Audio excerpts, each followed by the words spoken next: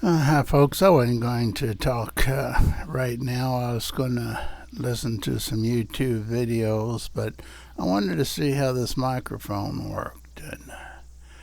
And if this truly would make me look like a YouTube star, I think it does. I think it does. And I was testing the audio in it, which appears much better than the audio in the $50 used Dell computer that I got from eBay. We're still using the camera in the laptop computer. I could enhance it with this, but I just can't get it working right. This is a Logitech camera. I don't have a fancy studio. See, this is my studio. Uh huh. What's in those boxes? Books I've read over the years. Um, I've read more books than I care to say. I'll share some things with you. I almost flunked out of, I did out of the first year of college. And I need, I need a drink on this one. So I almost joined the Army during the Vietnam War. The war didn't scare me as much as college. Well, didn't pass the physical. And then I found out another college. Um, this was in the old country town of Bowling Green, Kentucky. Western Kentucky University. So I'll call them there. They might take me since I lived in Kentucky, and they did. And I got so tired of my mother getting letters of delinquency of grades that I was making. This was in college now. So one time I get a phone call. I'm out of town working, selling Bible books door to door in Texas and South Carolina. 2 different years. They were the Southwestern Book Company in Nashville. It was their layman's Bible library. Not really a Bible. It's more of a library from everything from kids to adults and everything you wanted to look up. So the first year I didn't make anything. Second year, maybe $3,000. You say, well, why'd you go back? Why'd you go back? Well, they promised. They promised if I stuck with it, that I would be able to overcome any type of failure that I faced, disappointments, everything. And that if I wanted to have my own business, I will have been rejected enough by people I try to sell to that the rejection of starting a business won't bother me. I just keep failing till I make it in that business. Okay, so there we go. I barely made it through Western Kentucky University. Then I decided to go to seminary, Southern Baptist Theological Seminary, because I was real active in the Graceland Baptist Church, because that's where all the girls I wanted to date went. I wasn't a fraternity guy, and the people that went to, where did I set this? I'll just hold it. The people that weren't in fraternities and sororities um, and maybe even more shy as I was, went to that church. It was the biggest one in Bowling Green. And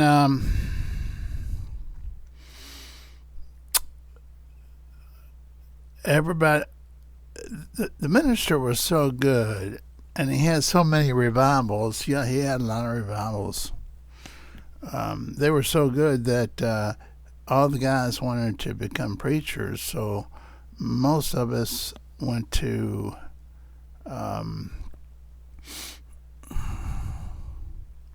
the Southern Baptist Theological Seminary, which was maybe 2 hours away from Bowling Green. And man, you had to have Greek and Hebrew. And I was known in college to fail every language I ever took. So it wasn't any different with Greek and Hebrew. So I withdrew from both of them before I made an F. Well, I switched to a different program where you didn't have to have languages, but still could graduate from the seminary, which I did. Then I was too shy to preach. I mean, I did work at about 5 different churches. Smaller ones, one huge one, but it split. And after that, I left and decided, well, I really wanted to be a psychologist, so getting into a graduate school for me was, I might as well climb an electric tower, water tower or something. How you like being told by the head of a psychology department of a graduate school, like a master's or a PhD. They look at my transcript.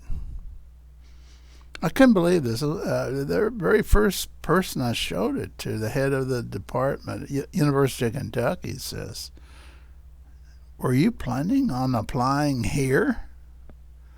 And I smiled real big. Yeah, sure am. I picked this one. I picked this university. Then he looked down. I wish I had my glasses here. I'd show you how he slipped his glasses down on his nose, about right there. He wouldn't even focus on me. He focused on the ground. There's not a university in the country that will admit you with the grades you made in your BA degree, that's Bachelor of Arts degree. Well, I took him at his word and didn't apply anywhere else. How about that?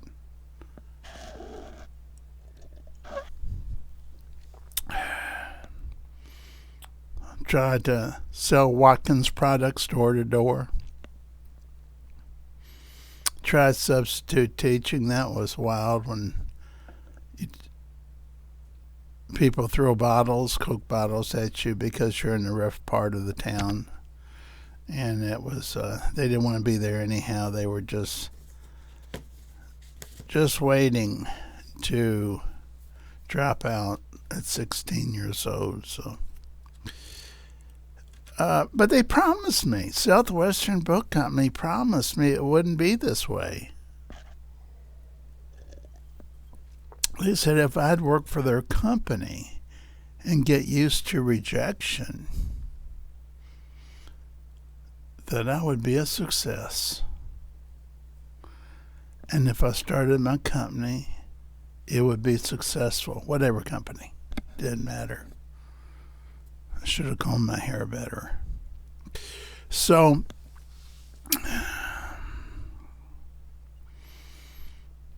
I Didn't know anything to do but just odd jobs. I'm not going to go through the odd jobs, but for years, do odd jobs. And then somebody says, well, what did you want to do? I said, be a psychologist, or at least work with some marriage and family therapists. Or I said, well, why don't you do it? And I said, well, I was told no college would take me for either a master's or a doctorate. So I said, call another one now. Call another one now. Well, there was Spalding University in Louisville. Pick up the phone, told them the situation, that I'd always wanted to be a psychologist. They set me up an appointment the next day, and I was admitted on probation. It took me 2 years to get off of. I'm not going to go into all that, but I got off of probation. And then, after I finally graduated with a master's in clinical psychology, I had to take the state board of psychology exam 3 times. But see, they told me at the Southwestern Book Company when I was just a freshman or sophomore at Western Kentucky University, that if I would work for them each summer, I would be a success in my life. And when I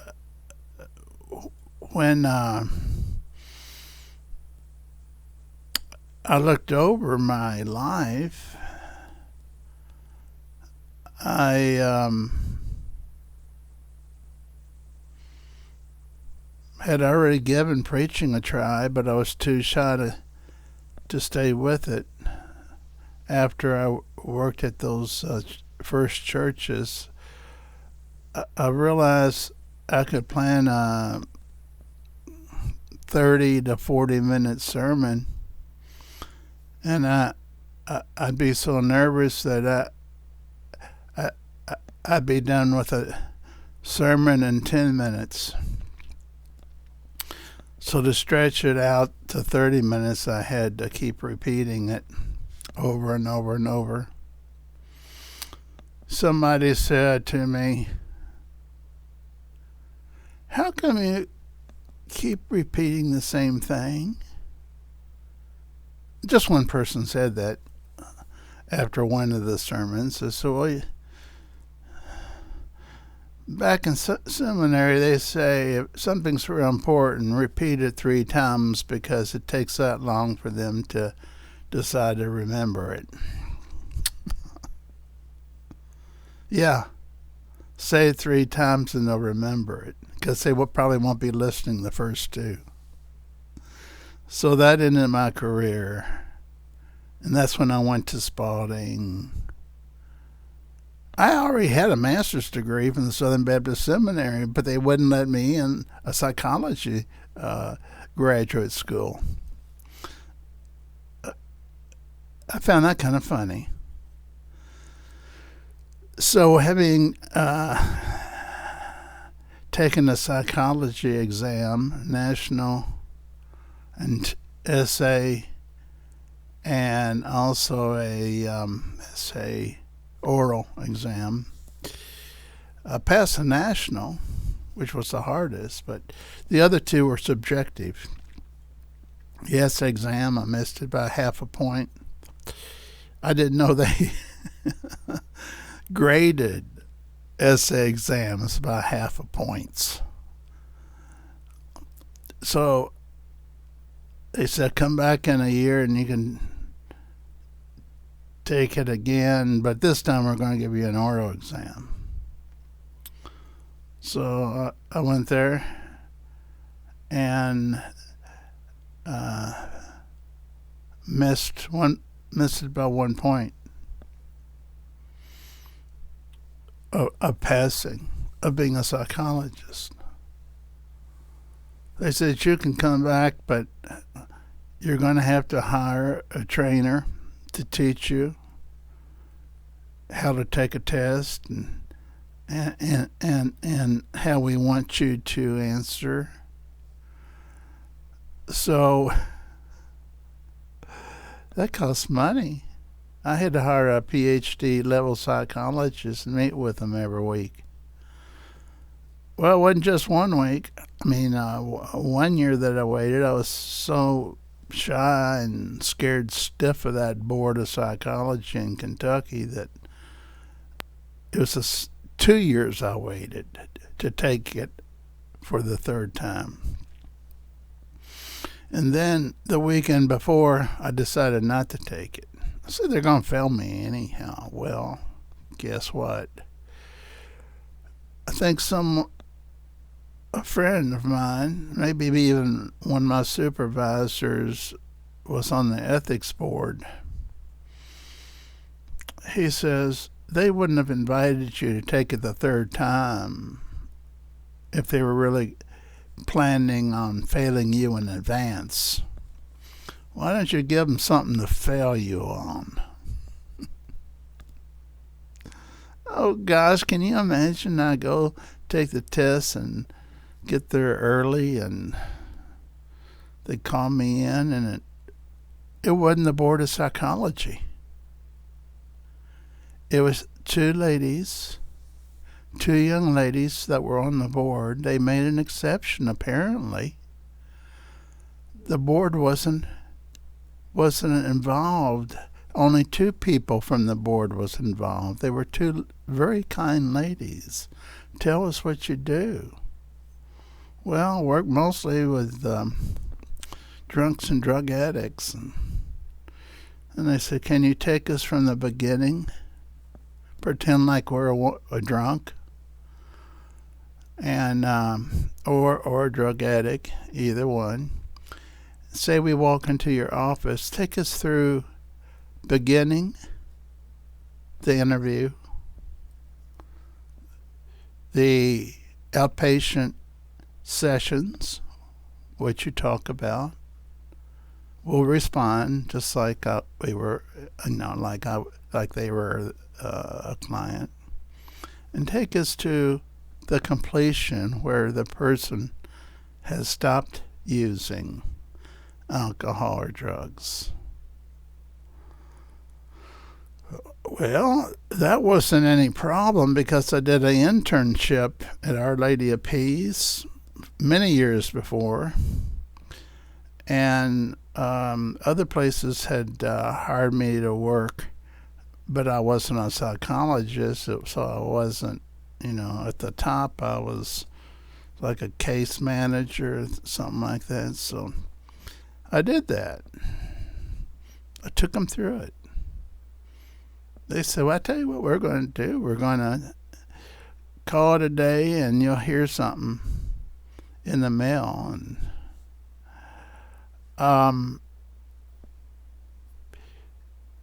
I thought, well, I know what that means.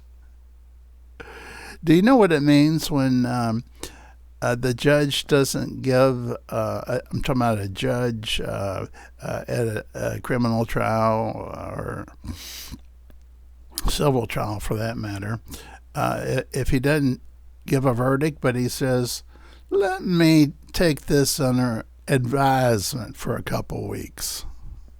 You know what the answer always is? No. I took under advisement, whatever that means, and we've decided that you lost your case. So I thought, well, here we go. Third time I'm out. Get 3 shots at taking the test in psychology.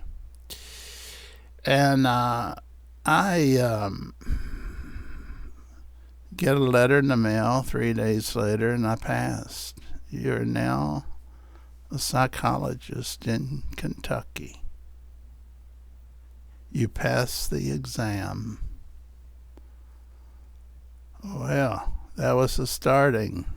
And then for 2 years, I applied to every mental health facility in Louisville, and each one said basically same thing. We're hiring you, but you need to call tomorrow to arrange filling out the application.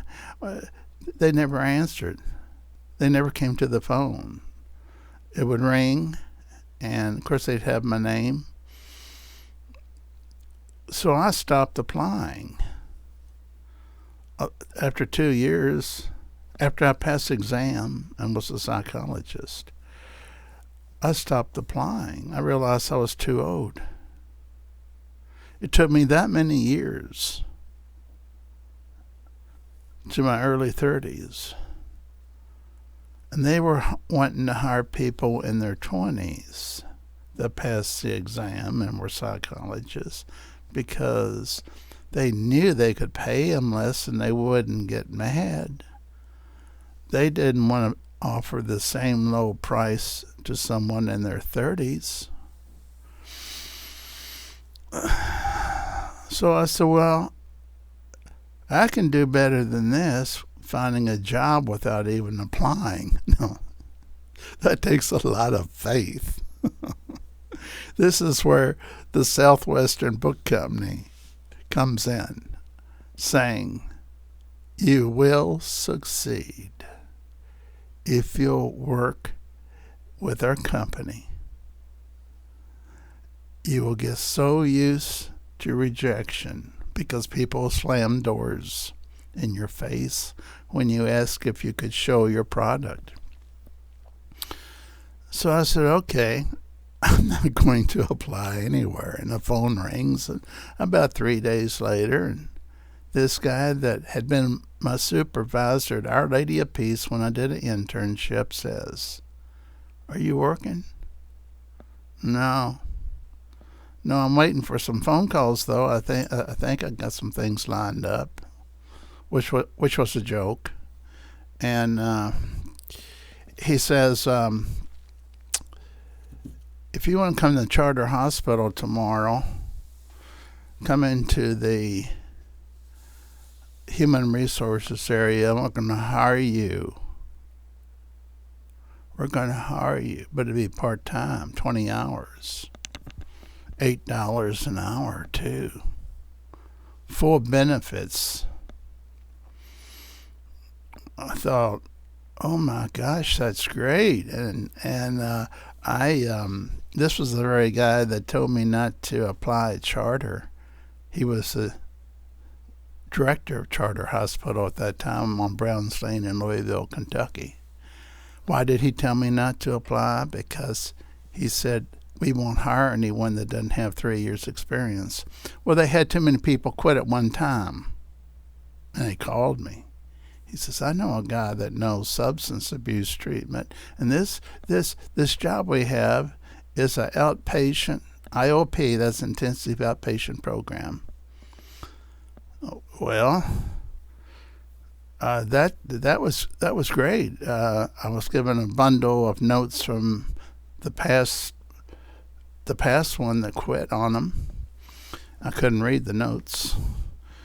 I didn't even know how to write a progress note, but when I asked, how do you write a progress note? You had to do that on each person after each session. How do you write a progress note? They say about that much.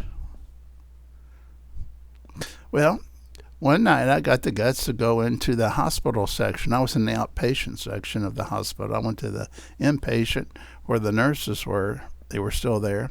I said, could you show me some doctor's notes, because I'm trying to improve my my note writing, and I couldn't read anything. I couldn't read a word. And I said to the nurses, I said, can you understand what these doctors are writing about each person? And they said, well, sometimes. I said, well, I'm having problems. Do they write this way so that when they're called into court, for something that they misjudged, that they can make up whatever they want to by looking at what they wrote, because nobody can understand what they wrote. And the nurse says, "You've learned well. You've learned well." And then all of a sudden, I hear that another place, it was a huge HMO, managed care company owned by United Healthcare, was going to interview the next day for part-time people to be on call at night. And I called just right then when I heard about it. And they said, "Come in tomorrow. We're only going to interview one time for 1 hour.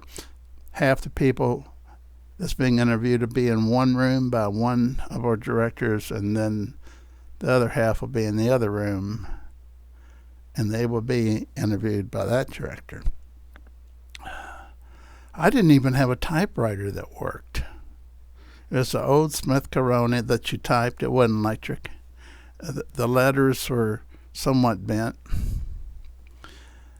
And I thought, well, I had read a book on how to get hired the first time that you apply.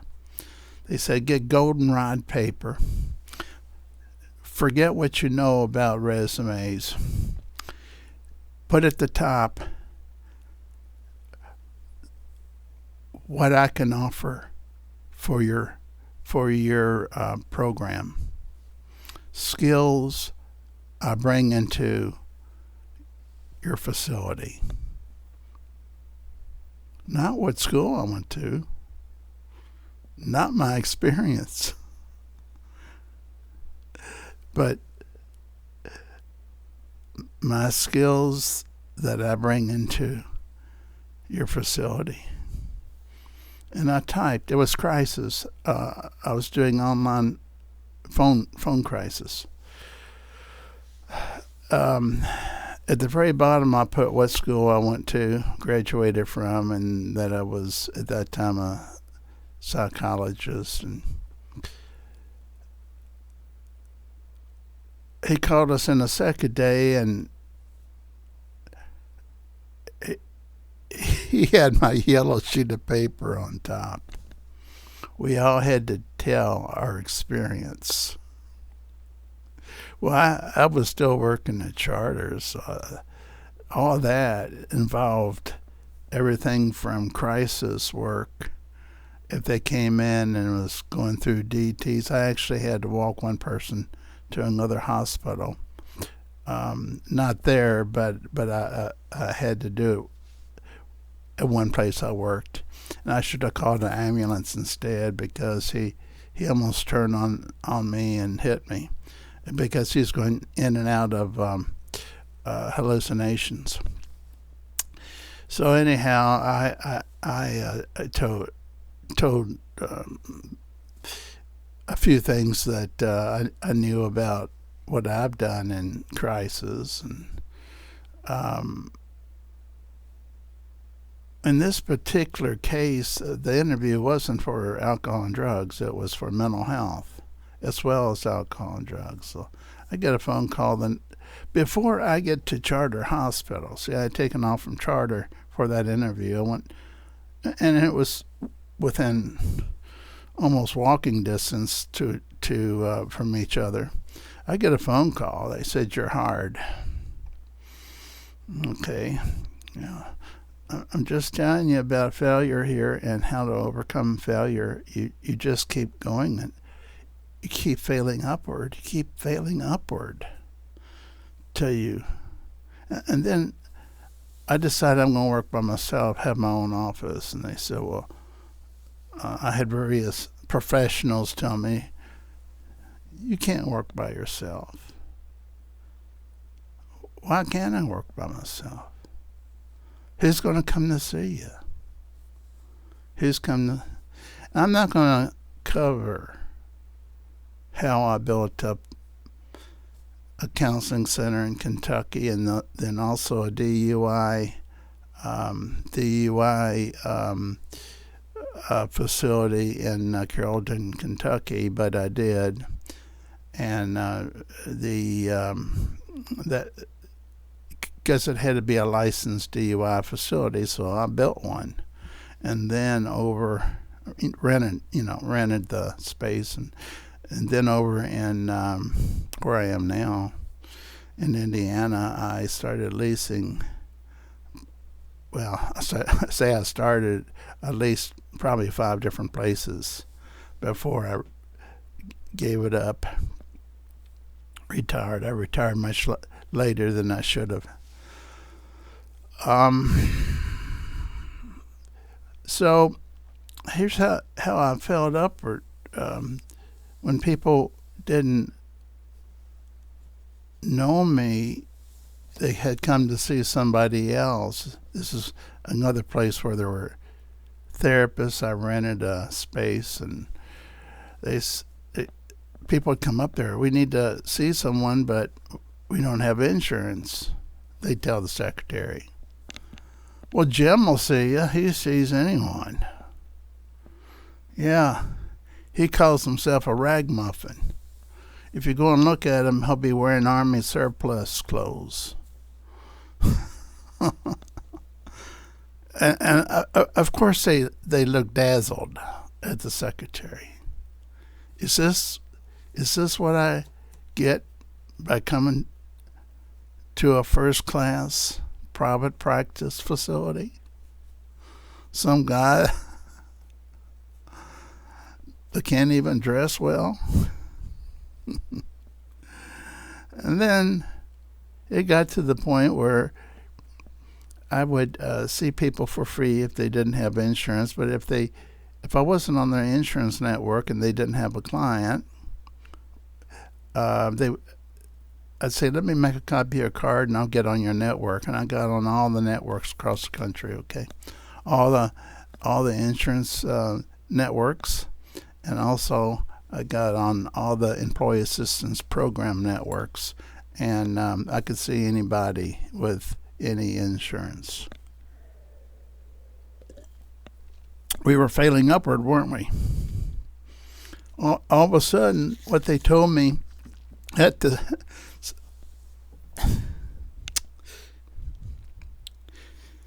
on my job at Southwestern Book Company was coming true. A person came and offered me a job from a major facility because I had my door open, because I'd see anyone with or without insurance. I wasn't going to get paid anyhow because I wasn't on the insurance networks. I had to apply to get on them. So this guy walks in. He's from a huge facility. No, a huge system of mental health facilities covering 7 counties.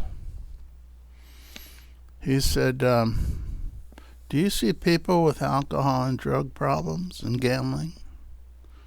I said, yeah, that's one of my very special expertise, because I worked at Our Lady of Peace. I worked in the addictions program.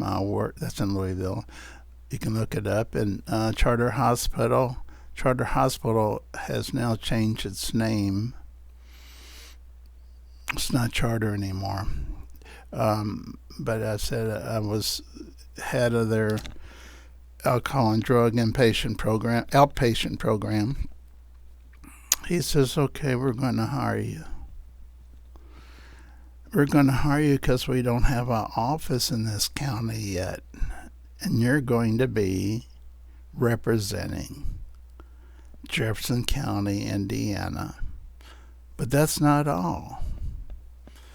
Anybody from any other county in Indiana, you can see, and we'll pay you, because we get money from the Division of Mental Health and Addictions in Indianapolis, and we're going to split it with you, the money.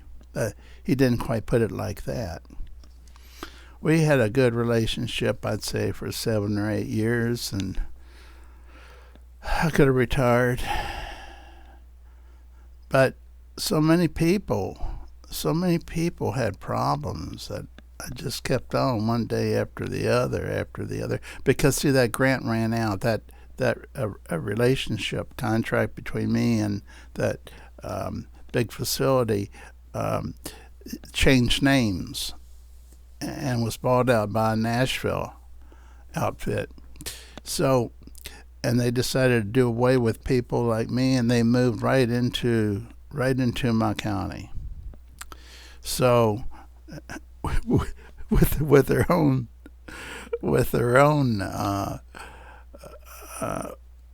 county facility, they sure don't need me. And I hate to say it, they weren't going to offer me a job because I made so much money for them, and I made so much more than they'd hire people for. So I got a termination letter. And that's when I should have retired but didn't. And I kept on working. The phone kept ringing. See, when you see the number of people over the number of years I was working there, they kept your business card. And if they could get an extra business card, they'd give it to their friends. So that's the way failure goes to success. It's not overnight. It wasn't overnight. To get to that status maybe took 3 to 4 years, to where I had a full schedule and I was making what I consider a above normal income. Okay. The focus of this has been, don't give up. Keep failing till you win. And I've got a question for myself. If I had not sold books door to door and them tell me, if I worked for them at the Southwestern Book Company, and if I hadn't believed them, would any of this ever happen? The person that signed papers with me, I got to meet. He was the vice president, if not the president, of Southwestern Book Company. He happened to come by Bowling Green, and he says, like to meet with you, talk with you. And I went, he had reserved conference room at the Holiday Inn on the bypass, and which is in Bowling Green. And can't think of his name right now, but he became a multimillionaire with his own businesses. And he had started just like I was starting, knocking on doors, getting told, we don't want you to come in. We don't need your books. And you'll like this one. He would try anything. If they slammed the door in his face, if a woman would slam the door, he'd run in the back door of the house and knock real hard on the back door. And the same lady would open the door. And before she could get a word out, he'd say, I hope you're nicer than that woman in the front door, 'cause she was mean to me. And of course, he had this kind of smile that you couldn't turn down. And she said, come on in. And he'd sell the books to her. Spencer Hayes. Look him up on Google. Spencer. Spenser. Hayes, Huyes. Look him up. He was affiliated till he died with Southwestern. He didn't stay in a high position. It was more of a consulting position. He gave away millions of dollars worth of artwork and money he went to Kentucky. It was a Christian college, Kentucky Christian College. That's all he had. He didn't. I had 2 masters. He has a bachelor's. He's a multimillionaire, and I worked myself up like I just now told you. Well, that's the truth of the matter. So let's say that the purpose of this is to encourage you to keep on.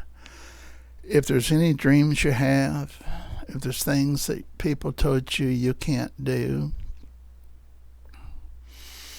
if you have the skill and know you have the skill, or you have 10% of the skill but 90% determination, you can make it. If you like this, please hit subscribe. I could use just one more subscriber. I never know what's going to come out of this mouth. When I came down here, I came down to listen to somebody else's YouTube on how they lowered it to 500 people, subscribers, to be a partner with YouTube. Let's see.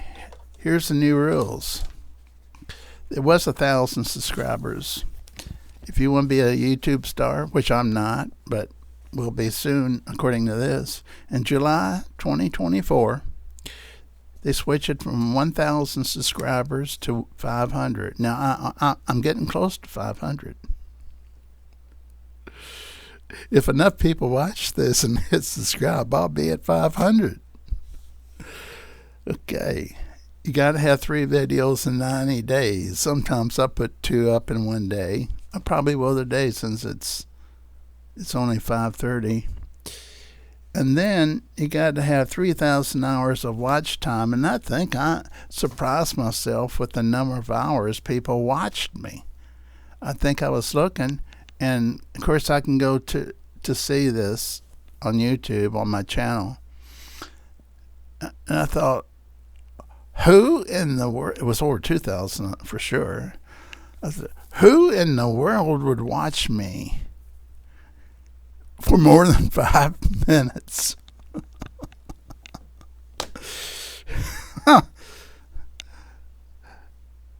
The only reason why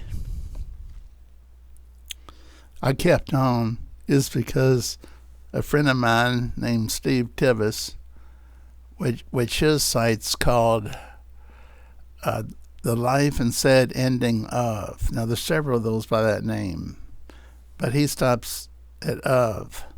You'll know him because he's usually at a microphone, and it will say the official Life and Said Ending. He's going to come down here and visit me next week. Not for anything except to go to the sports bar with his wife and my wife. And his father lives around here. So that's what that's all about. So he's already there. He's made a lot of money. I don't know if he knows about this new partner change or not, but you don't make money with it when you get 500, but you set yourself up to, when you meet other criteria, you're ready to go, and they'll send you the first penny when you earn it. So, have I given you anything to think about? Or have I given you more than one thing to think about? God bless you. It's something's coming up soon. Easter. Easter's coming up. So remember, when you remember how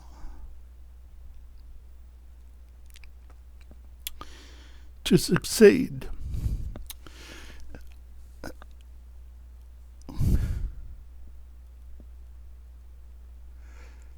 how to fail upward. Think about this Easter. Goodbye.